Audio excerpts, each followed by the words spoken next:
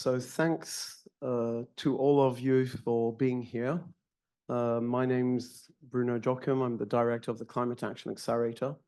And with the team, of course, we're extremely happy to have you on board and also those who are joining us through virtually. So we're going to take this opportunity now to actually share a bit the experience of the Climate Action Accelerator. A few words on who we are, what we do, what we stand for, how we're trying to contribute to the many major issues that have been described this morning in the first panel, setting the scene. And some of my colleagues, Beatrice, will then be presenting elements of the sectoral roadmap we delivered for the humanitarian sector. We'll have Alexandre Robert on our health program and initiatives that are taking off in this field. And finally, Sonia Schmidt, who will present our solutions hub and what our solutions team is doing. But first of all, a few words on the Climate Action Accelerator itself. And again, what we stand for. So I think we've seen this morning, how huge the challenge is, what the stakes are. It's basically an existential crisis in many ways for many people, not everybody, as it was said Nessa this morning, but basically what's at stake is livability in certain regions of this world, massive impacts on populations. And when you try to bring this down at the level of organizations, institutions that actually deliver services to populations, the question is, what do we do with all of this? And I think at the Climate Action Accelerator, our ambition is actually to work on what are the pathways to actually both, address this question of what does it mean to operate within planetary boundaries, not fueling constantly the crisis which is basically taking place. So learning to operate within planetary boundaries while actually fulfilling the social goals of the organization, which is to serve populations whose needs are going to actually increase in many regions of the world. So how do you actually respond to this catch-22? And how do you do it while reducing dependencies to fossil fuels? I mean, we heard it this morning. It's actually, at the end of the day, it's a lot about reducing dependencies to fossil fuels in every type of activity we do as health, as humanitarian, and other sectors. It's important also to say that operationalizing climate action is often left to basically the markets. So private consultancies working with organizations, etc. And so there is a bit of a discrepancy sometimes between, the description of the landscape we heard this morning, how radical transformation is needed at all levels of society. And then when it comes to actually concrete action, leaving it to just, offer and demand from private markets, consultancies. And why the Climate Action Accelerator was initiated, it's also to actually work on basically mobilization of organizations, generating knowledge, experimenting pathways, scaling up, and trying to really contribute to social tipping points. I'm going to show a few slides. Apparently not. Oh, sorry. Yeah. So we're a non-for-profit initiative. Basically, what we work on is empowering organizations. We work on championing, trying to have an impact among peers at the sector level. We work in an open community way. And what we try is really to work on these radical transformation in alignment with the Paris Agreement goals. We focus on, we focus on high social trust sectors. And I think it was mentioned this morning, We believe fundamentally that besides finance, besides policies, besides governments, besides businesses, high social trust sectors have an enormous role to play because of impact, because of connectedness, because they're operating in so many countries around the world, and because people also listen to what they have to say.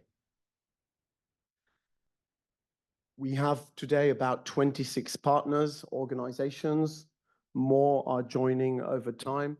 They come from mainly the aid and health sector. We're starting to have a few from research and education, and it's a sector we also want to develop. And we have national actors also in the Sahel and potentially soon in Asia. Our acceleration model is based on these three components.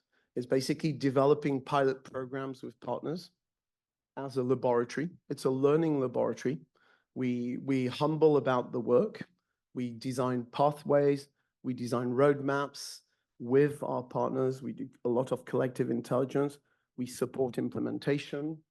And from there, the idea is to extract knowledge, tools, to actually build a capacity building program that's going to support many more organizations. So this is where we go to scale up. How do you move from 20, 30 organizations that actually manage often billions of budget, tens of thousands of people? How do you move from one to the other?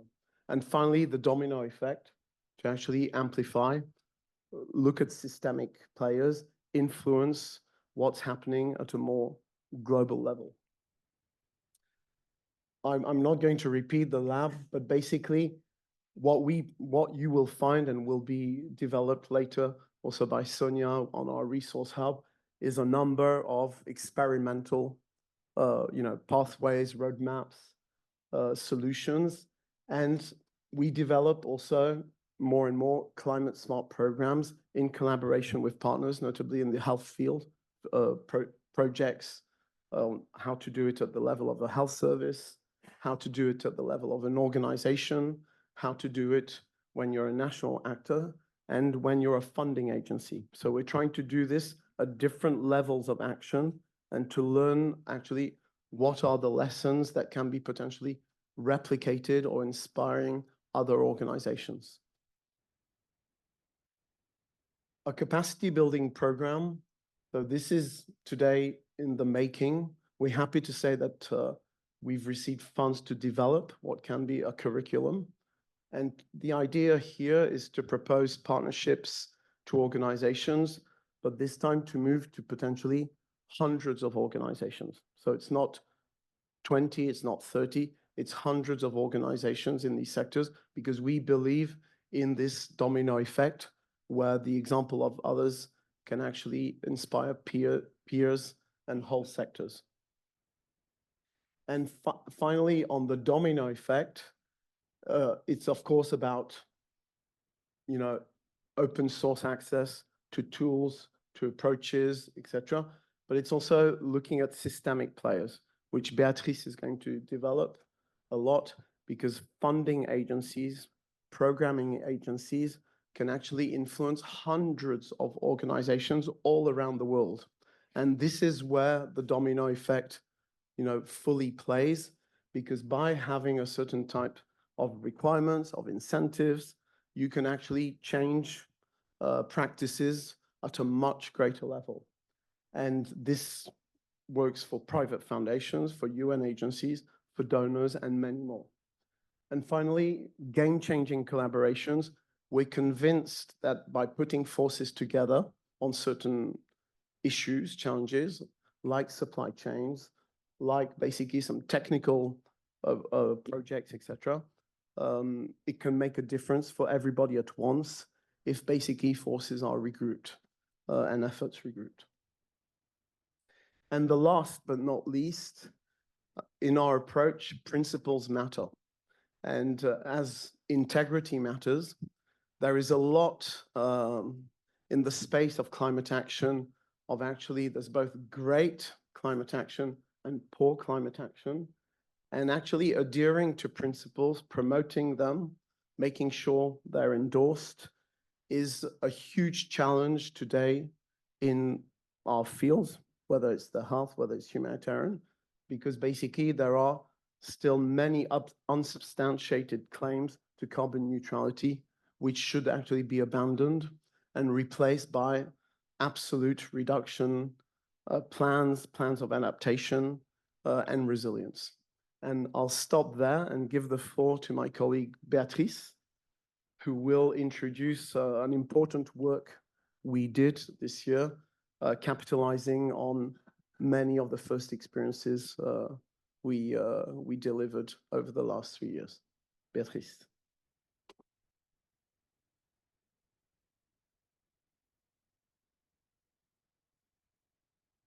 Thank you, Bruno. Okay, so I think we heard from our panelists in the first conversation that we needed to be optimistic, and that optimists actually were having a possibility to change the world. And so we're optimistic at Climate Action Accelerator, and we have actually developed in the past 18 months a roadmap for halving emissions in the humanitarian sector by 2030. We went for a roadmap because we thought there were lots of commitments in the humanitarian sector and are different from the climate charter is here with us today, and we had the climate charter, the donor declaration, etc. And so we thought we need to help our community to create a common picture of where we are as a sector and what are the milestones, the targets, the steps that we need to take and the priority areas of investment if we want to actually be serious about turning our sector, the humanitarian sector, into a low carbon industry. So that's what the roadmap is about. And you will see that, so it's actually a teaser. You're all welcome to go online, look at our website. We have 4 different publications. One, and so the path to climate smart humanitarian action is about, really, it's the sectoral analysis. What's the data? What's the estimate of the emissions of the sector? What's the modeling if we want to get to 2030? The second one, the operational playbook. We take all of these analysis and we look at, okay, concretely, what does it mean for organizations? What do they need to do? What are the top solutions? What are the methodologies that they can use? And that playbook was actually done, developed using the experience we had with our partners. So it's not generic solutions, it's actually solutions for humanitarian actors and methodologies for humanitarian actors. So the playbook. A third publication, which we called here Enable Change, was very much looking beyond the organizations themselves. What can systemic actors do to actually accelerate, enable, incentivize climate action in the humanitarian sector? By systemic, we mean those actors that can actually influence others in the sector. And so we focused on donors and UN, being mindful, of course, that there's also a big influential actor, that's the Red Cross movement in the humanitarian sector, but we focused here on these 2. And the 4th piece is the one that Bruno introduced at the guiding principles. So I'm going to introduce really quickly the findings of the sectoral analysis to share the picture that we've created. So the analysis that we did was, again, strictly speaking, on the international humanitarian assistance sector. And our sector has these interesting features in the past few years. And one feature which we all know, there was a giant leap of activity in the past couple of years, I mean, since 2021. And of course, this giant leap in activity, even if we correct it from inflation, does have an influence on the emissions that we measure and that we estimate and that we model. So you will find it actually translated in our analysis. Second point, UN and Red Cross, which channel consistently 3/4 of the international humanitarian assistance funds. So it means, and especially the UN, 50%. So it means that there is no climate transformation of the humanitarian sector without the UN walking the talk and showing the way, really using their leadership to bring others with them and to contribute to change. So having in mind these important takeaways, what are the results? Again, with all caveats, it's an initial estimate, lots of data gaps, etc. So our sector would weight about 35 megatons CO2 equivalent in 2022. It means, well, for instance, the comparison is the National Health Service in the UK represented 25 in 2019. Another comparison to give you a sense of what it means, an EU city of 4.6 million inhabitants, including their consumption, would be approximately this size of emissions. So it's not a huge sector, obviously, but it's not nothing either. And when we look at the emissions by nature, we see that most of the emissions, 75%, actually come from the procurement of goods, 32%, cash-based interventions, 29%, and purchase services, 14%. And in those purchased goods, actually, we see that a good proportion of it, actually probably 50%, comes from food items. I'm putting all caveats again on this analysis because there was a lot of extrapolation and data triangulation done. But I think what we see here is, and what we mean is actually by no means that we would encourage actors in the sector to reduce life-saving assistance, to reduce cash-based interventions, emergency release items, food assistance for the purpose of decarbonizing. That's absolutely not what we are saying here. What we're saying is that if we want to be serious about reducing emissions in the sector, we absolutely need to crack the procurement nut and to delve into especially some key items, including food. And that gets translated. Actually, we did the analysis by cluster with thanks to our colleagues from OCHA, financial tracking system. And we see that the food security and agriculture cluster would represent 50% of the emissions in the sector. Health comes second, nutrition third. Overall, we have a very concentrated sector. The 6 first clusters represent 92% of the emissions. So what it means actually is that we can have a pretty good sense of where are the priorities in terms of our priority actions for emissions reduction. And then moving on from the picture, the 2022 estimate, to the trajectory modeling. So of course, we had to look at growth assumption to correct from inflation. Well, there was a number of technical elements we need to do to design this trajectory, and we needed to identify levers. What are the decarbonization levers that we can apply to this amount of emissions so as to reduce emissions and land to hopefully to -50 in 2030? Looking at each of the categories, and you see them on the screen, you have 11 levers, some acting on the quantities, other acting on the intensity. And they represent quite a significant level of effort, as you see on the screen. We see that it would mean reducing energy consumption by 40%, replacing 80% of non-electricity and natural gas energy purchase, so generator fuel, basically, with solar photovoltaic. For travel, amongst others, it would mean reducing the number of kilometer passenger travel by 45%.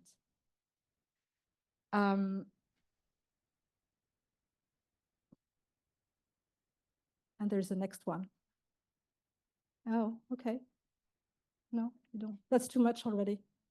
Okay, okay. For transport, so looking at the supply chain, the freight, the transportation, we need to reallocate 35% of air freight to sea freight. And in terms of the procurement, and that's where a big part of the effort is, we took the assumption that we could transition to greener procurement of goods and services, reducing the intensity by 40%. And that we would reduce indirect emissions associated with cash-based interventions by 30%. These are extremely high level of efforts. Of course, if we use those assumptions, we triangulated them, we checked our sources, etc. So we think they are receivable in a way, but they're extremely, extremely ambitious with regards to where we are now. Okay, the curve now. Okay, so that's the trajectory that we landed on. So you see, we started in 2019 below 20 megatons, and then the footprint goes up, of course, with this giant leap I was mentioning in terms of the growth of the sector. What you see on the top, the gray curve, is actually where we would be if we don't change anything. That's the business as usual curve. And then we apply different sorts of effects, structural effects, but also these colorful elements that you see on the screen, which are those 11 levers that I just listed with you. And you see actually, if we have to keep something from this graph, is obviously that there is a lot that we can do at our level to reduce these emissions. Second is, of course, the red and the violet, greener procurement and reducing emission from cash-based interventions is absolutely central. And third, we land at minus 43%, not exactly 50%, but minus 43% is the figure from the Paris Agreement anyway. We translated these carbon data into finances. What does it mean for organizations if they want to go through through this roadmap process? We used here the data from our partners because we're developing these financial assessments with our partners. With thanks to my colleague Ishem for doing this. So what it means is actually, what you see here on the screen is that we found that the average net financial impact for implementing roadmaps is 0.1%. If you add staff costs, which are linked to the transformation, it's 0.3%. So what it means on an annual basis? So what it means is that it's absolutely not nothing. You need immediate upfront investments. You need money. You need budget to do your transformation. But it's actually also affordable. I think it speaks to what was mentioned by the panelists earlier with regards to the amount of money that we have and can resort to. What it means too is that we have to be clever about the sequence that we create. If we start with energy, travel, with those solutions that help develop savings, generate savings, you can use them to then fund your transformation plan, including in those procurement solutions which are more costly. I'm running out of time, so just heading to the conclusions of our analysis. Minus 50% by 2030 is a steep curve. It's steep, and it requires a strong mobilization of all actors. We need to maximize direct emissions from emissions reduction from energy, freight, and travel. We have direct control of them, and they can have an immediate or a very short-term impact, let's say. We need to take urgent action on procurement, especially on food items, but not only. And with regards to cash, of course, we use the dedicated methodology here, but there is no standard methodology.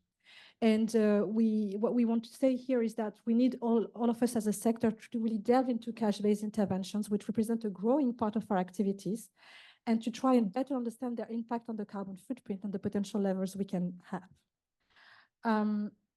So we have also acknowledged that, again, the curve is steep, and there will be solutions for having a dual timeline. So having the procurement sort of targets being sort of pushed to a later deadline. So this I'm skipping because I mentioned it earlier, the operational playbook, all fantastic elements you can find in them. I mentioned that we have done some work on the donors, that's the last slide, on the donors and the UN. For the donors, you will hear a lot in the panel later, so I'm not covering it here. With regards to UN, we were faced with a paradox, I must say. The UN has a massive potential for tipping the sector and for tipping the entire society. And there's a number of UN agencies and services in UN agencies who are doing a lot actually to move this big machine and system. However, we found that there is a really striking gap between the UN behavior in terms of decarbonization, especially in terms of emissions inventory, in terms of offsetting as well, and between their behavior and IPCC recommendations, emerging best practices and standards. So basically the UN is recommending very good things to the world, but not applying it to themselves for now, which is quite problematic. So we know, again, there are things which are moving. We absolutely need the top UN leadership to seize this problem concretely and to align the behavior of the UN with what is needed at the moment. We need them to walk the talk and to lead the way. So I'll close here for teasing you the sectoral roadmap. What that work showed actually is that, again, we want to stay optimistic and that there is lots of areas for collaboration on supply, on data, and on many other areas. Thank you so much.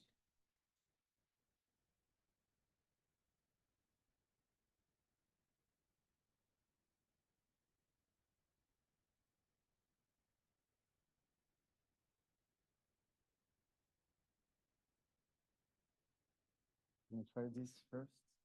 Okay. Up. Good morning, everyone. It's a pleasure for me today to present the health program of the Climate Action Accelerator. We talked a lot about humility and other things this morning, so I joined this team this year. A lot of this work was led by my boss, Kiran Jobanputra, who is, I think, online. Hello, Kiran. And is also a collective work with the rest of the team. What I'm gonna present today is how we are aiming to transform healthcare systems and services into climate resilient, sustainable, and low carbon models. Why is this important? I think it's important to remind that the health sector is 5% of global greenhouse gas emissions.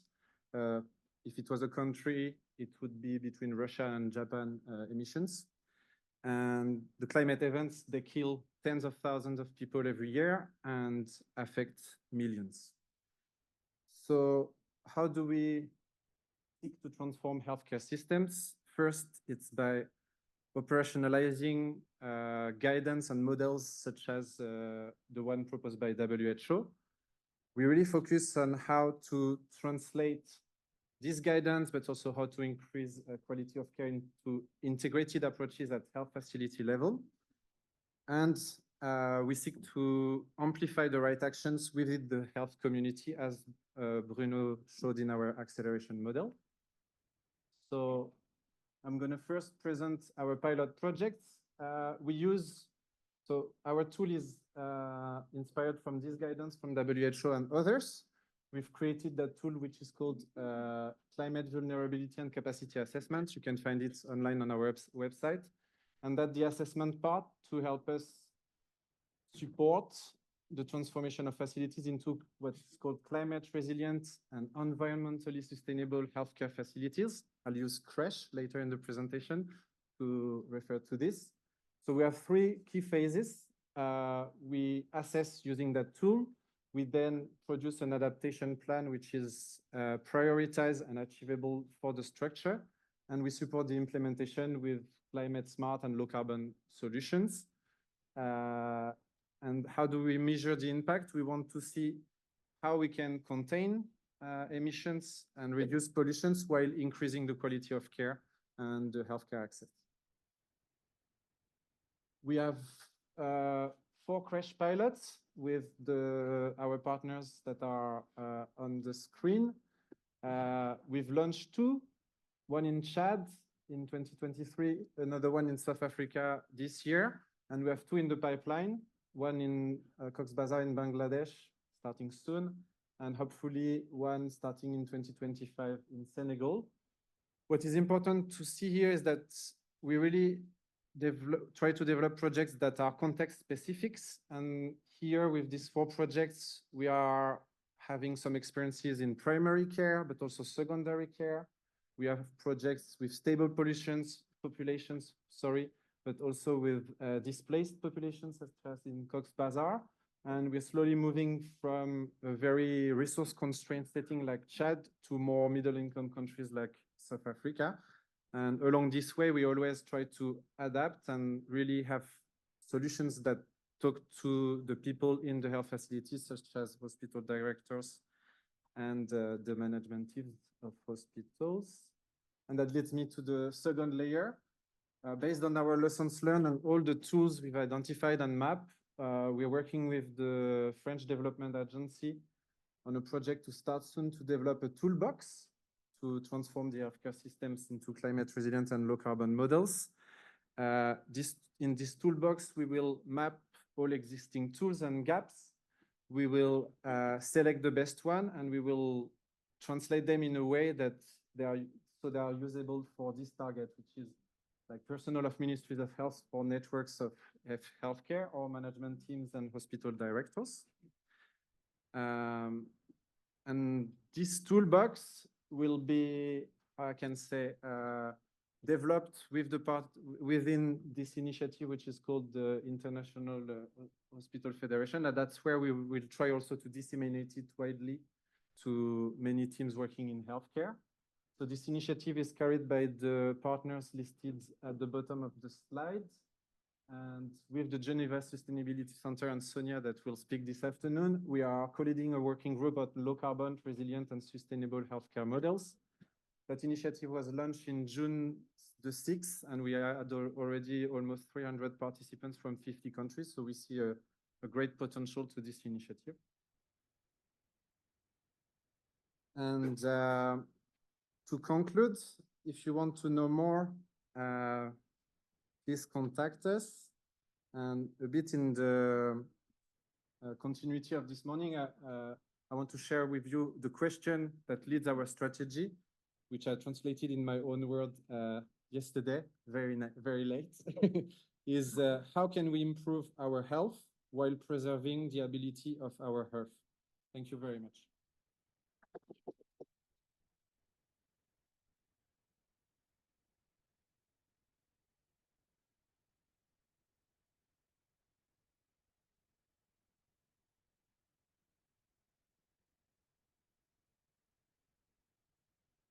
Hello, everyone. Thank you very much. My name is Sonia. I'm leading the solutions team at the Climate Action Accelerator. The solutions team is basically the technical expertise hub at the accelerator. We're made up of different colleagues with different backgrounds, from people with knowledge in waste management, energy, procurement, business travel, and we're also working with external experts that support us in really providing practical solutions to our partners, but also beyond. So I would like to show you some of the resources we're developing at the Climate Action Accelerator. And maybe before I dive into it, sharing some of the rationale why we're doing it. So our analysis is basically, up until now, there was no repository or centralized repository of climate solutions for organizations. There are some, but they are more at a global level. Here, we really want to support organizations with a focus, of course, due to our partners in the international aid sector. But the solutions, most of the solutions that you can find in the repository are really available and possible to implement for any type of organization. There's also lack of access to practical tools. We often find that these are developed by consultants but not shared as a common good. So what we want to do, we really want to share everything that we develop with our partners. We want to pick the best tools, the best policies, the best Excel template, and make it available to everyone and share it with our partners, but also beyond. And we also see a lack of inspiring examples by peers. It's super impactful if you can say, oh, look, this organization that is very similar to my organization managed to do it. How did they do it? Why did it work for them? And we also want to create a little bit of peer pressure. You know, if they can do it, you should be able to do it too. So what is our approach? It's an open source access to a repository of climate and environmental solutions. We want to share practical tools, templates, policies, and we're also developing a community of partners and a broader network. Some of our principles, and I said it a few times, it's really the open source logic. We want to make sure that climate solutions are a common good and are not developed by consultants and never shared externally and are just used to make money. We want to make them a common good. We want to accelerate the uptake, notably by taking away some of the legwork. If 30 organizations need to develop a travel policy and have to look, what is the best travel policy you can find, we can pre-select. We can say, okay, we think this is a good template, adapt it. Then we take out some of the legwork. And again, we want to promote inspiring examples, and we want to approach the issue with a can-do attitude, as difficult as it is. So just sharing some of the key elements that we're developing at the accelerator.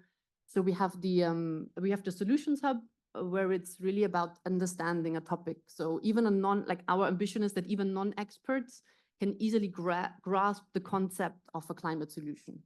Or, Beatrice spoke about procurement. I want to talk about, I need to engage with my suppliers. How can I do it? What are the key elements I need to consider, some key facts, and so forth. So we developed right now 80 solution fact sheets on our hub. I invite you to check them out. We also have a generic solutions list based on the experience with developing roadmaps together with our partners. And we developed a quick and easy win document, where to start, even if you don't have a roadmap. Then we have toolkits. They just got published this week. So we have 2 already online. 3 more are going to be released very soon, and then others are coming on topics like travel, good office practices, procurement. And here the focus is really more practical. Oh, I need a template, I need an Excel file, I need a policy, really more on the operational implementation part. And then finally, we also hold webinars. We have so far 13 webinars published, for example, on reducing single-use medical item, how to reduce emissions from maritime transport. Again, operational and showing some inspiring examples. And then just very briefly, we are also, together with partners, we're also developing technical projects. I'm not going to go into all the details, but basically when we see where there's a gap and when we can develop a technical project that can be useful for the whole sector, then we try to develop it. So for example, we're currently working together with ICRC and the Technical University in Lausanne on a project to develop life cycle analysis for 13 key items of the sector. And of course, we're going to be sharing all the findings that we have. We try to make general assumptions so that not every organization has to do LCAs, but can take like the key decarbonization levers for these selected items and start working on them. And then we also work together with Alima on tackling local plastic pollution from ready-to-use therapeutic food sachets and medical dispensing bags. And here it's really about, how can we improve collection? How can we find alternatives to these sachets and bags? And again, we will share the findings broadly. Please do go on our website. Please do also provide feedback. We're always happy to get feedback. And do get in touch if you have a case study to share, if you developed a tool internally that you think would be worth sharing, if you would like to present at the webinar, we're always open to suggestions. So please do get in touch if you would like to contribute. Thank you very much.